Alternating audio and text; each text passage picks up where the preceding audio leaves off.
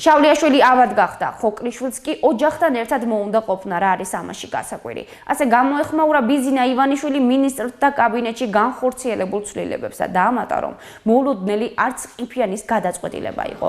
ივანიშვილმა მინისტრთა კაბინეტის ყოფილი წევრების მუშაობა პოზიტიურად შეაფასა და აღნიშნა, რომ მათ საკუთარ უწყებაში მნიშვნელოვანი რეფორმები გაატარეს. ყოფილი პრემიერი დასძენს, რომ მთავრობის განახლებულ შემადგენლობას პარლამენტი ნდობას გამოუცხადებს. სამთავრობო გუნდში განხორციელებული ცვლილებების შესახებ ბიზინა ივანიშვილმა მოქალაქის და 20-30-ის მიერ ორგანიზებული ეკონომიკური ფორუმის დაწყებამდე ისაუბრა. ჩვეულებრივი მუშა პროცესია. ძალიან კარგი განცხადებები გააკეთეს.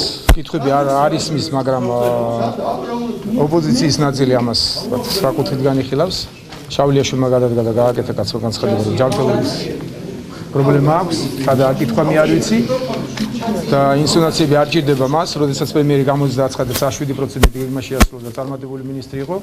გარდა ჭორებისა, რაც შავლიაშვილის ირგვლივაა, ხელში არაფერი არ აქვს. თუ რამე გაქვთ GDS-ში მე რამდენჯერმე განვაცხადე, თუ რამე რეალური იცით ინფორმაცია დარეკეთ GDS-ში მე პირადად გაუძღობი ყველანაირ კითხვებს და ჩავყვები ბოლომდე.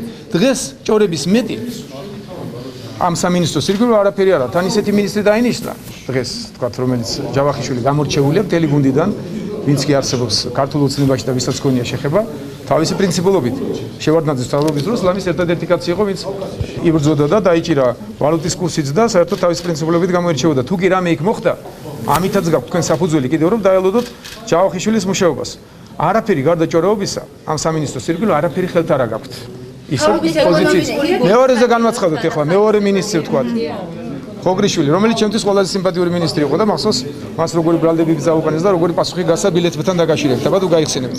აი ესეთი მინისტრები იყო ჩვენ თავრობაში და სამწუხაროა ძალიან რომ ესეთი მინისტრი წავიდა და ჩემთვის აბსოლუტურად გასაგებია.